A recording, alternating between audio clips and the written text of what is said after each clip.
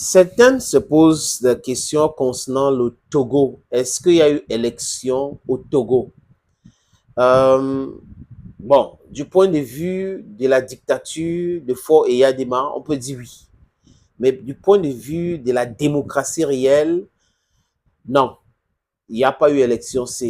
On peut parler de simulacre d'élection. C'est cette mascarade qu'a organisé Faure Eyadema. Faure Eyadema, c'est celui-là qui avait 9 mois quand son père avait décidé avec la France de tuer Sylvanus Olympio dans l'ambassade des États-Unis. En fait, Sylvanus Olympio, son seul tort, c'était quoi, les amis?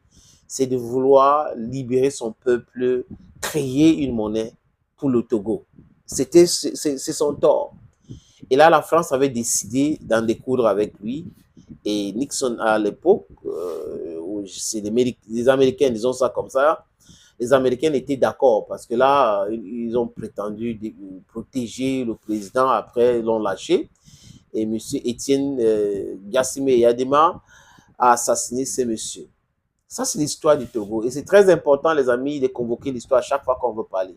Parce que depuis que M. Sylvanus Olympio avait été assassiné, le Togo est devenu la chasse gardée de la France. Le Togo est devenu la propriété privée de la famille Iyadema, où un père qui meurt dans l'avion perd son âme, mais bon, certains Togolais ne vont pas être d'accord avec moi. Et après, son fils qui avait 9 mois quand il tuait l'ancien président, devient président aussi et qui veut devenir président à vie. Il chamboule la constitution. C'est les parlementaires maintenant qui vont voter le président de la République. Après, peut-être qu'après 2 mandats encore, il va changer. Parce que là, tout ce que Faure Eyadema est en train de faire, c'est pour protéger ses amis, son clan. C'est pour protéger les intérêts de l'impérialisme.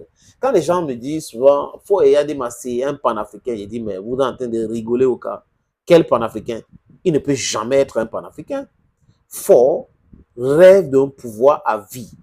Et comme la pression démographique est en train de faire en sorte que les choses bougent partout, et il change de méthode. C'est-à-dire qu'il va aller, non, maintenant, c'est les grands électeurs qui vont voter.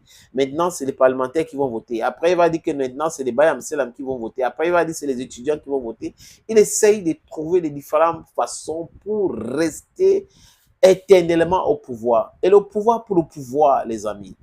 Est-ce que le développement suit ou c'est l'enrichissement de son clan? Je pense que c'est l'enrichissement de son clan. Mais, comme les Togolais ne dorment pas, ils sont en train de travailler aussi pour que ce pouvoir tombe, les amis. Je vous rassure que le peuple togolais est digne, résilient. Le peuple togolais a juste besoin de notre soutien en termes de communication, parce que la communication aussi fait bouger les lignes.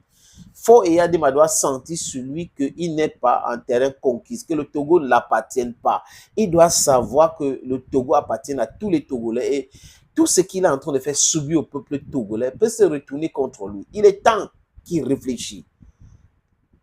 C'est-à-dire qu'après lui, il y aura toujours le Togo. Avant lui, il y avait le Togo. Après lui, il y aura le Togo. Le Togo ne peut pas cesser d'exister parce que la famille Eyadema n'est pas au pouvoir. Ce n'est pas du tout possible comme ça, les amis. Et regardez comment l'Occident apprécie ce qui se passe au Togo. C'est-à-dire que je vous avais dit ici que chaque fois que l'Occident apprécie un gouvernement, nous devons être contre ce gouvernement. Parce que ça ne peut pas être, un, pour l'intérêt du peuple africain, deux, pour nous pousser vers le développement, mais par contre, les amis, c'est pour l'intérêt des Occidentaux. Parce que le Togo peut déstabiliser les autres pays. Donc les Occidentaux veulent avoir les chasses gardées pour perturber le programme de développement d'ensemble, de l'Afrique l'ensemble. Vous voyez un peu, les amis. Donc, on utilise en cela les médias, les forces armées, les chancelleries et business as usual. Imaginez comment les gens là sont en train de mettre la pression pour organiser les élections au Mali, jusqu'à les services secrets convoquent les activistes pour créer le désordre dans le pays. Oui. Mais regardez comment ils considèrent le Togo. Non, le Togo peut s'opposer de temps en temps. Après, non, on va comprendre, on va continuer de dealer avec le Togo. Il n'y aura pas de condamnation. Même dans les médias, il n'y a pas de Togo bashing en Occident. Mais regardez comment ils font du Mali bashing, le Burkina Faso bashing, le Niger bashing. Le bashing qui continue, les amis.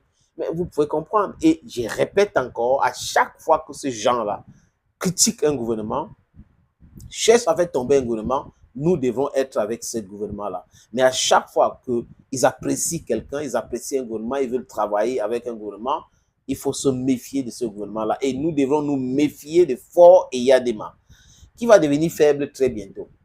Les amis togolais, nous sommes ensemble. Le bout du tunnel, c'est pour très bientôt. Ne lâchez pas prise. Thank you, friends, and bye-bye.